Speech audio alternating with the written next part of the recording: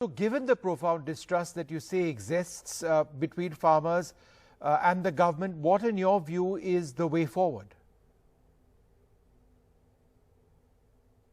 I would say this is a time, the pandemic is not a time for, people are feeling in general that the economy has shrunk. They don't know exactly what's going to happen to agricultural prices in the world in the next years, and in India in particular, where I think there is a general sense that the economy is kind of in free fall right now, or is all of the concerns about the macroeconomy, all of that feeds back onto people's insecurities. They feel, okay, I have a bumper crop, but who's going to buy the bumper crop? So I think that making it clear that right now nothing changes, that the first order thing would be, I think, to postpone this conversation. I would say this is probably a bad moment to have this conversation. People are feeling especially insecure, and with a bumper crop and a demand deficit, you might see why they might feel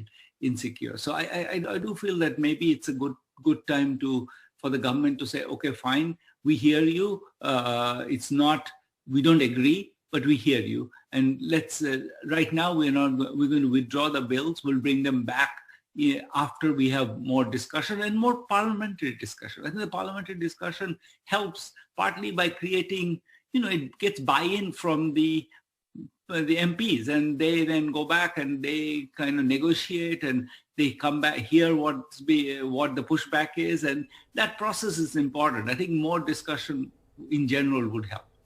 Now, one of the issues which have been raised by the farmers is what they say is a systematic targeting of farmers, by calling them names, calling them extremists, calling them anti-nationals, this sort of thing. Is that a problem, sort of the deliberate targeting of those who are protesting as a way of allegedly diverting from some of the serious issues being raised by farmers? I think there is no...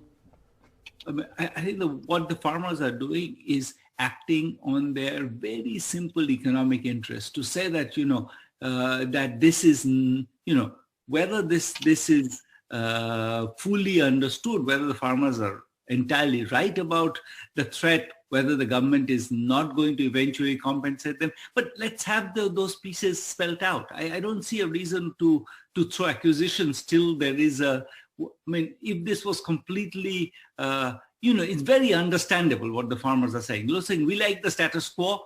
You're taking away the status quo. We don't know where we'll land. Help us understand where we'll land and give us some guarantees for that. Now, they are saying, right now, repeal all the laws and just give us the status quo back. But if the government said, look, no, I'll give you these wonderful other things, maybe they would join the conversation. So I think throwing accusations in before you try something constructive seems not helpful, because it sort of puts people's backs up, especially when I think these farmers are often deeply nationalistic, and they feel that, look, we do what we do, we are proud Indians, and why are you throwing accusations? That doesn't help the conversation. If I were to negotiate, I would never start by accusing my opponents of malfeasance.